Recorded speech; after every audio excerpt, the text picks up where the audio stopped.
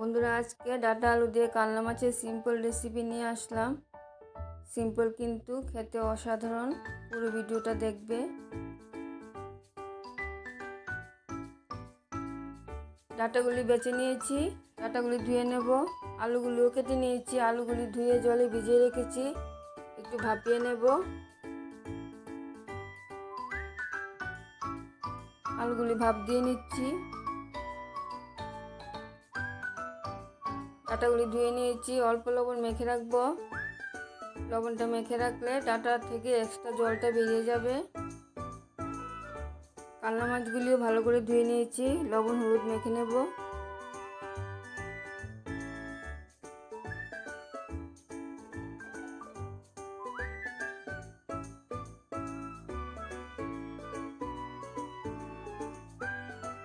লবণ হলুদটা মেখে নিয়েছি, কড়াই বসিয়ে দিলাম। কড়াইতে সরিষার তেল দিয়ে দিলাম।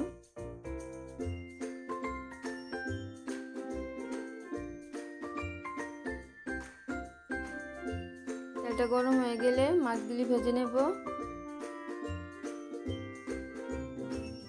মাছের পিসগুলি দিয়ে দিচ্ছি।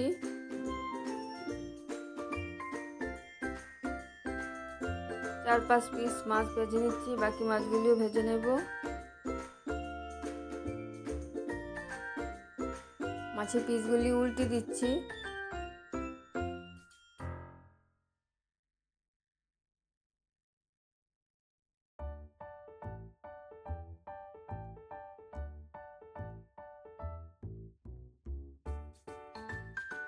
কালনা মাছের মধ্যে প্রচুর পরিমাণে কাঁটা থাকে, খুব সাবধানে খেতে হয়। মাছগুলি ভেজে নিয়েছি, নামিয়ে নেব। বাকি মাছগুলিও ভেজে নেব। বাকি মাছগুলিও ভেজে নিচ্ছি।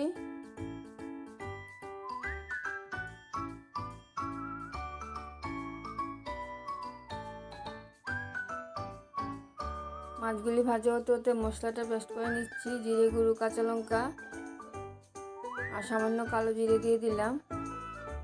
এই রেসিপিটাতে কালো জিরা ব্যবহার করলে খেতে অসাধারণ লাগে। সবগুলি মাছ ভেজে নিয়েছি। ফোড়নের জন্য নিয়ে নিলাম মেথি। এই তেলটার মধ্যে মেথি ফোড়নটা দিয়ে দিলাম। আর তেল ব্যবহার করলাম না, তোমরা চাইলে দিয়ে দেবে। মেথিটা হালকা ভাজা হয়ে গেলে ভাপিয়ে রাখা আলুটা দিয়ে দেব। আলুগুলি দিয়ে দিলাম। হলুদ দিয়ে আলুটা ভেজে নেব।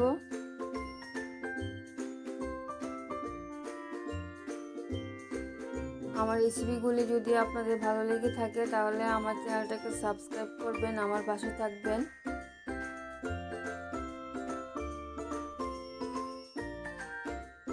আমার পুরনো বন্ধুদের বলছি, আমার পাশে থাকার জন্য অসংখ্য অসংখ্য ধন্যবাদ। আলুগুলি ভাজা হয়ে গেছে, মশলাটা দিয়ে দিলাম।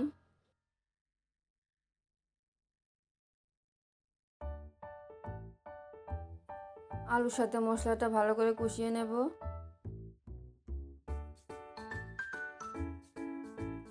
মশলাটা কিছুটা কষানো হয়ে গেছে, ডাঁটাগুলি দিয়ে দেব।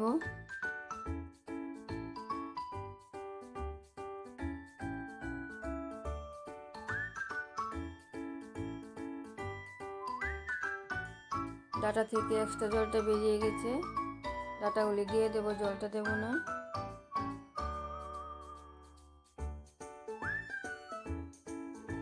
সবগুলি ডাঁটা দিয়ে দিলাম। মশলা আলুর সাথে ডাঁটাগুলিও কষিয়ে নেব।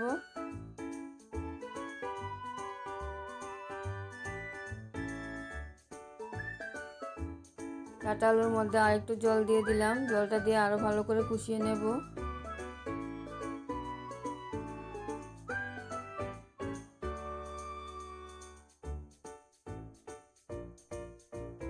ডাঁটা আলুর জলটা শুকিয়ে গেছে। সামান্য কাশ্মীরি লাল লঙ্কা গুঁড়ো দিয়ে দিলাম। বেশি কাশ্মীরি লাল লঙ্কা গুঁড়ো দেব না। ভালো করে মিশিয়ে নিচ্ছি। লবণটা দেওয়া হয়নি, লবণটা দিয়ে দিলাম।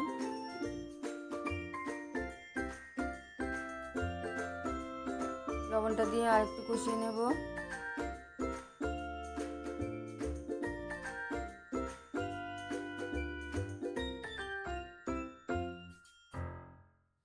সব কিছু ভালো করে কষিয়ে নিয়েছি। ঝোলের জন্য গরম জলটা দিয়ে দিলাম।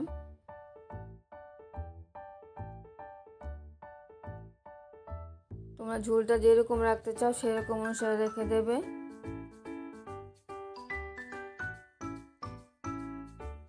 ভালো করে ফুটিয়ে ডাঁটা আলু সিদ্ধ করে নিতে হবে।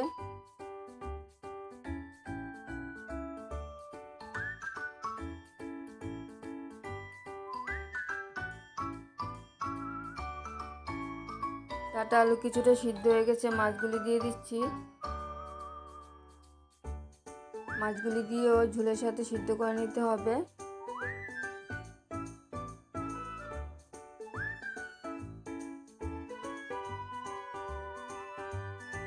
এরকম দিনে কাতলা মাছের ডাঁটা আলু দিয়ে পাতলা ঝোল বানিয়ে খেয়ে দেখবে, দারুণ খেতে হয়। ঝোলে আর একটু লবণ লাগলো দিয়ে দিলাম।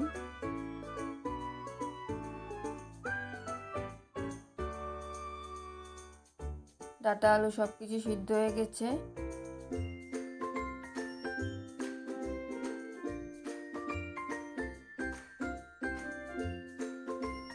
ডাঁটা আলু দিয়ে কাতলা মাছের পাতলা ঝোল একদম কমপ্লিট হয়ে গেছে। পরের ভিডিওতে আরেকটা রেসিপি নিয়ে আসবো। সবাই ভালো থাকবেন, সুস্থ থাকবেন। ধন্যবাদ সবাইকে ভিডিওটা দেখার জন্য।